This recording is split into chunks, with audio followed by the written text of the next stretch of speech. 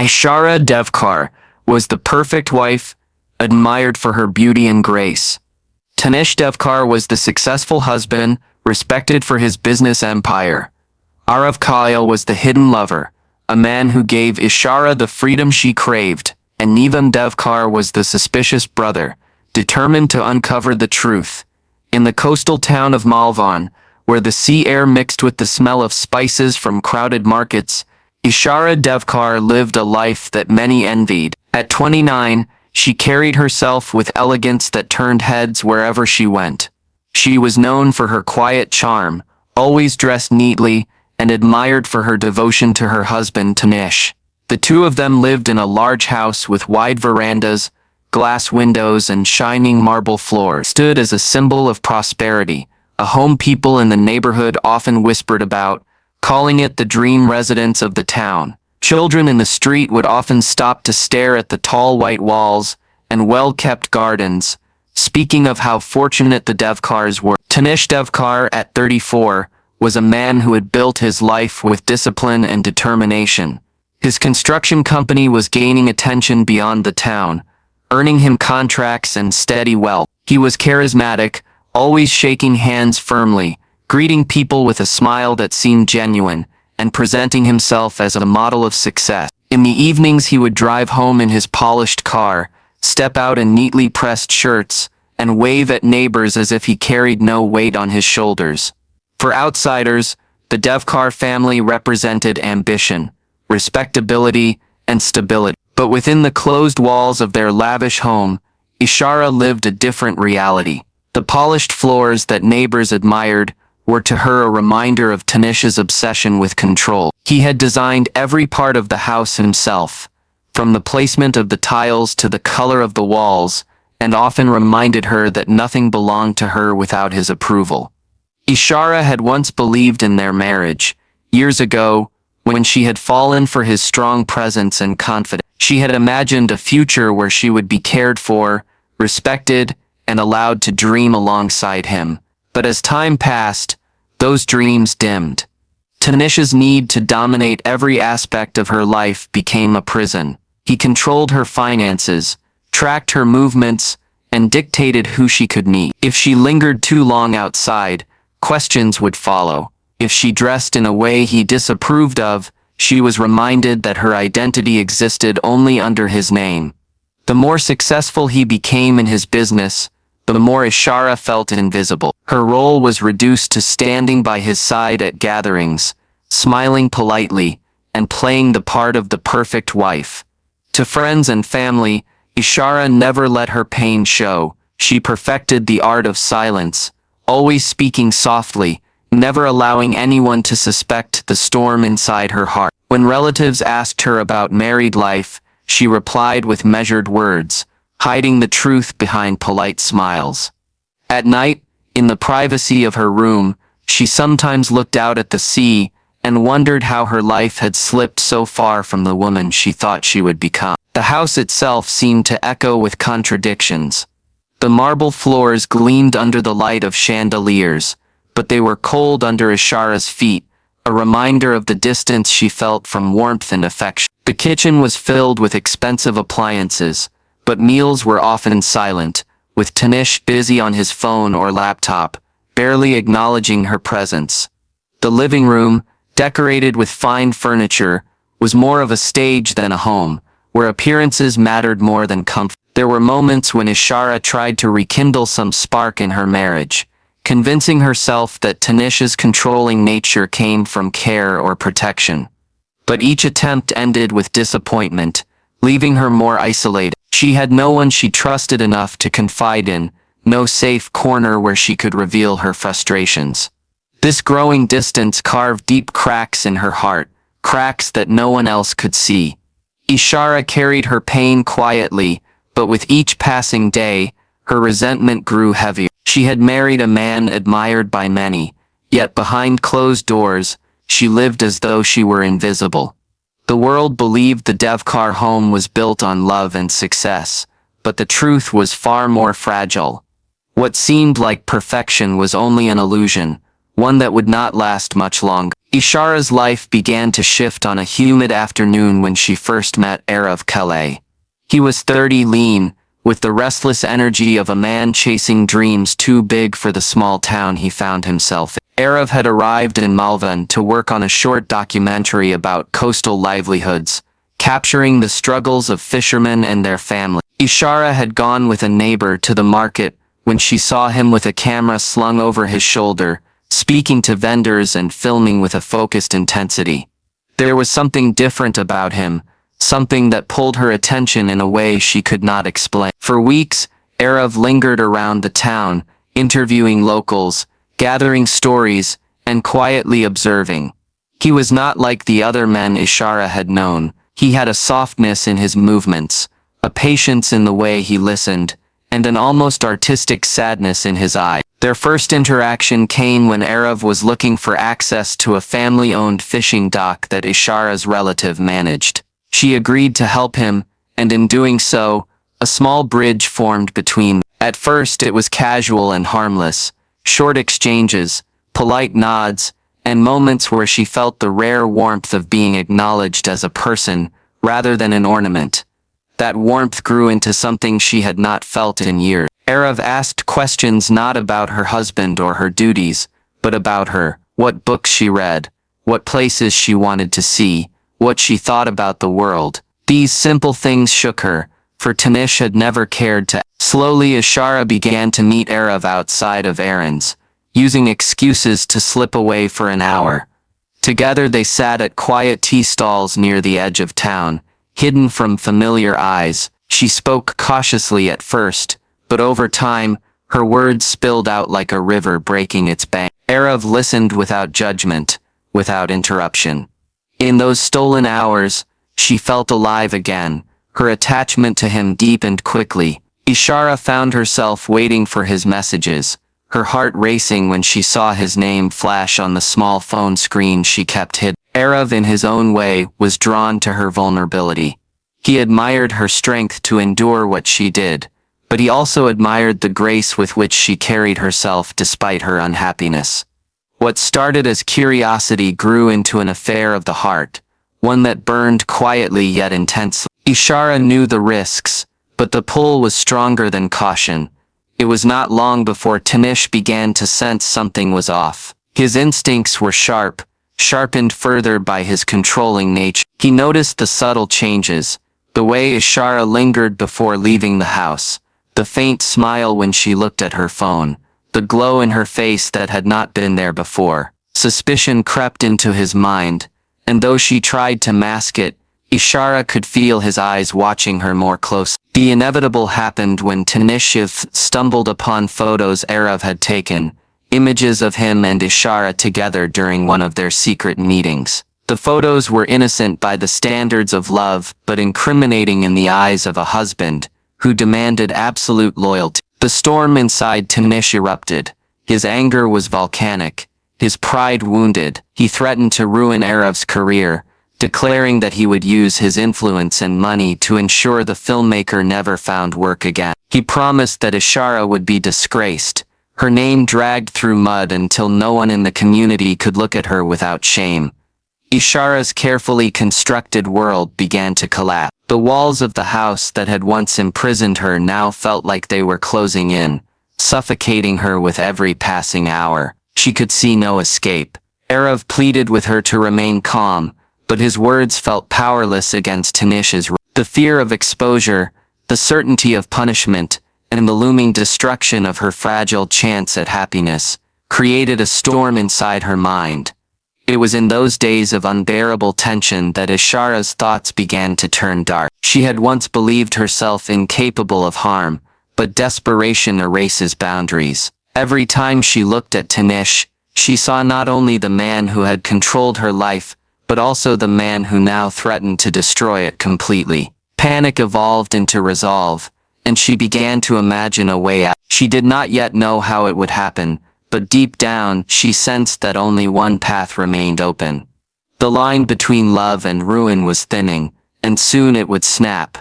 The night it happened carried no warning. The day had been ordinary, with the sun heavy over Malvan, and the air thick with the salty breeze of the sea. Ishara had gone about her usual tasks, preparing meals, watering the plants, keeping her face calm even as her mind raced. Tanish had spent most of the day at his office, and returned later than usual, his mood sharp and eyes clouded with suspicion. The silence between them at dinner was louder than any argument, each clink of a spoon against the plate filled with unspoken fury. Ishara kept her head lowered, but her heart pounded with fear, knowing that he had not forgotten the photos he had seen, and the accusations he had hurled. As the hours passed and the house sank into darkness, Tanish grew restless. He paced the floor of the living room, muttering to himself about betrayal, about disgrace, about how no one could make a fool of him. His words, though not directed at her in that moment, struck Ishara like blows. Every syllable carried the threat of destruction. Every step he took felt like the tightening of a noose around her neck. She could see the rage in his body, the way his fists clenched and unclenched, and she understood that sooner or later, his anger would erupt onto her. The confrontation came suddenly. Tanish stormed into the bedroom, where Ishara sat quietly, pretending to read. His face was red with fury, his voice filled with venom, as he accused her again of betraying him. He spoke of Aarav, of how he would ruin the man's career and reduce Ishara to nothing. His pride had been wounded, and for a man like him, humiliation was intolerable. Ishara tried to remain still, but her mind was in chaos. She could see her fragile world collapsing before her eyes. In that storm of fear and desperation, instinct overtook thought. As Tanish moved closer, his voice rising, Ishara's eyes fell on the heavy iron candle stand, placed near the window. It was tall and solid, used more for decoration than function. Without fully realizing what she was doing, she rose, her hands trembling, her body moving as though controlled by something beyond her. When Tanish advanced toward her, the candle stand lifted in her grip, and with one violent motion, she swung. The sound that followed was sickening, a dull thud that echoed through the room. Tanish staggered, his eyes wide with shock, before collapsing onto the cold marble floor. Ishara froze, her chest heaving, staring at the still body before her. The silence that filled the room was unbearable, broken only by the faint hum of the ceiling fan above. Blood pooled slowly around Tanish's head, seeping into the fine lines of the marble he had once admired so much. Ishara dropped the candle stand, her hands shaking uncontrollably. She could not breathe, could not comprehend the reality of what she had done. Her husband, the man she had once promised to share her life with, lay lifeless at her feet. The weight of her action pressed down on her chest, suffocating her with its finality. She wanted to scream, to run, to undo what had just happened, but it was too late. For what felt like hours, she sat in silence beside the body, her mind running in circles. Every consequence flashed before her eyes: prison, disgrace, the collapse of everything she knew. And then through the haze of panic, a memory surfaced. It was of a movie she had once watched, a story of a crime hidden beneath layers of clever deception. The film had shown how a man could outsmart the system by burying the truth where no one would ever look. That spark of memory became her only lifeline. Ishara stood, her body trembling but her mind beginning to focus. She told herself she could not let this be the end. She could not allow her life to be reduced to chains and shame. She needed a plan, one that would erase Tanish from existence and protect her secret. Her hands, though still shaking, began to move with determination as she dragged his body toward the living room. The polished tiles that Tanish had once boasted about now stared back at her like a cruel irony. If the movie had shown a way, perhaps she too could outsmart fate. The house was still, but Ishara's mind was now alive with dangerous clarity. She knew the night would change everything, and there was no turning back. The fatal blow had been struck, and now the floor beneath her feet would soon hold more than just marble. It would hold the darkest secret of her life. The house was cloaked in silence, as Ishara stood over her husband's body, the weight of what she had done pressing down like a stone on her chest. The night stretched endlessly ahead of her, and she knew every minute that passed increased the risk of discovery. Her thoughts spun in frantic circles until they fixed on the only plan she could imagine, concealing the body within the very walls of the house. The idea felt grotesque, but it was also her only chance at survival. With trembling hands, she dragged Tanish's body across the cold marble floor, each scrape against the surface echoing like thunder in the otherwise still house. The living room seemed the most fitting place. It was large, central, and always gleamed with polished pride. Ironically, it had been Tanish's favorite space, one he had often shown off to guests, boasting about the precision of the tiles and the flawless cement. Ishara knelt on the floor, her fingers tracing the edges of the tiles as she tried to steady her breathing. She knew breaking them would not be easy, but she also knew this would be the only place no one would think to search. Her mind replayed scenes from the movie that had inspired her, convincing her this was possible. She fetched tools from the storeroom, an iron hammer, a chisel, and gloves that Tanish had once used during renovation. The hammer felt unnaturally heavy in her hands, but she gripped it tightly and began to strike at the edges of a tile. The sound was sharp, echoing through the silent house, and she froze in fear with every blow, terrified that neighbors might hear. But the night air outside was still, and no one stirred. Slowly the first tile cracked, then lifted from the cement bed beneath it. Sweat poured down her face as she pried it free, setting it carefully aside. Tile after tile came up, the once pristine floor becoming a fractured puzzle. Ishara's arms ached, her back screamed with pain, but she forced herself to continue. Hours passed as she chipped away at the cement beneath, breaking through the hardened surface that Tanish had once boasted would last a lifetime. The irony was not lost on her. That very strength would now serve to conceal him forever. Inch by inch, she carved a hollow deep enough to cradle the lifeless body that lay behind her. The work was gruesome, but fear kept her going. At last, as dawn's first light crept faintly through the windows, she had created a cavity large enough. Her hands raw and blistered, she turned back to Tanish's body, wrapped it clumsily in the bedsheet from their room, and with every ounce of strength, dragged him into the hollow. His weight seemed unbearable, yet desperation gave her power she did not know she had. The moment his body settled into the pit, Ishara collapsed onto her knees, gasping for breath, staring into the grave she had made inside her own home. There was no time for grief. She mixed cement, her hands moving with urgency, and began sealing the hollow shut. She spread the mixture carefully, layer after layer until the body was hidden from sight. Then she replaced the tiles, pressing them back into place, as if reconstructing the illusion of perfection her life had once been built upon. The floor, though slightly uneven now, looked intact enough to fool any casual glance. She wiped it down with cloth until it gleamed once more, her tears mixing with the dust on the rag. By the time the sun rose fully, the living room looked nearly the same as it had before. To an outsider, nothing seemed out of place. But beneath the polished surface lay the truth of what had transpired. A husband buried under the very floor he had once admired. Ishara stood in the center of the room, exhausted and trembling, her clothes streaked with cement and sweat. She tried to steady herself with the thought that she had done what was necessary, that she had given herself a chance at freedom. Still, a chill crept through her as she realized the gravity of her act. This was no longer just about survival. She had crossed a line that could never be undone. Every step she took on that floor would now be a reminder, every glance at the gleaming tiles a whisper of the secret they concealed. She believed she had secured her escape, that her intelligence and resolve had given her an advantage. But in truth, the house itself had become a silent witness to her crime, and sooner or later, the flawless surface she had rebuilt would begin to betray her. Weeks passed, and the house once again looked like the perfect picture of wealth and stability. Ishara carried on her routine with practiced calm, smiling at neighbors when they asked about Tanish and repeating the same story,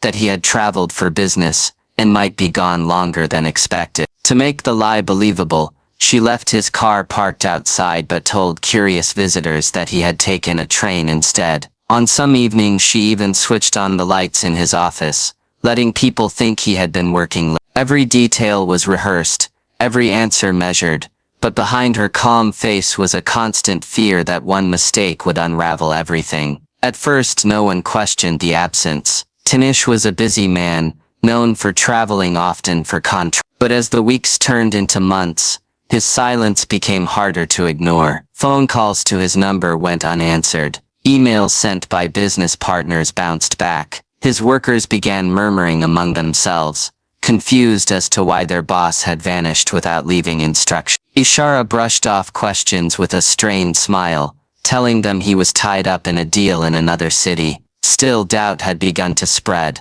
The most suspicious of all was Nivaan Devkar, Tanish's younger brother. Unlike others, Nivaan knew Tanish well enough to sense something was wrong. He had called Ishara repeatedly asking for details about his brother's supposed trip, but her answers never satisfied him. Eventually he traveled to Malvan himself, determined to uncover the truth. When he arrived at the house he found Ishara calm, her tone polite but distant. She repeated the same story, but her eyes betrayed a nervousness that only deepened his doubts. Unable to accept her version, Nivaan went to the police. An investigation was soon opened, and officers began retracing Tanish's last known movement. They interviewed neighbors, searched his office, and checked railway records. To their surprise, there was no evidence that Tanish had ever left Malvan. His name was missing from ticket lists, and no CCTV footage from the train station showed him board. Questions tightened around Ishara,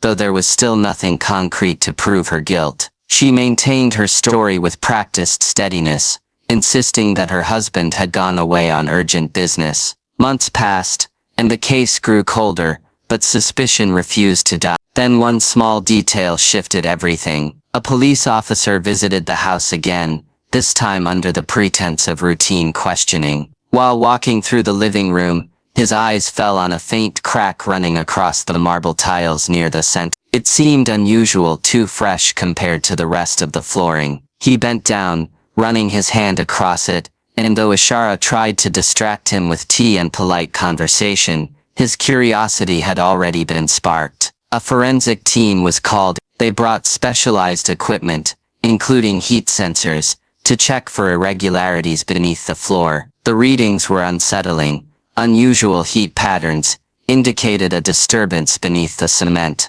The officers decided to break open the section of flooring, despite Ishara's protest. She stood frozen as hammers and chisels struck against the tiles she had so carefully replaced. Every blow felt like thunder inside her chest, every crack spreading across the cement a countdown to her ruin. At last, the cavity was exposed. Wrapped in a decayed bedsheet lay the unmistakable remains of Tanish Devkar. The stench filled the room, silencing everyone present. For the investigators, the discovery was shocking but conclusive. For Ishara, it was the moment her carefully built illusion collapsed entirely. The body she had believed would remain hidden forever now lay in the open, her crime exposed to the world. The arrest was immediate. Neighbors gathered outside the house. As police led her away, their whispers spreading like wildfire through the town. Ishara's face was pale, her eyes hollow, as though she had already surrendered to the weight of her fate.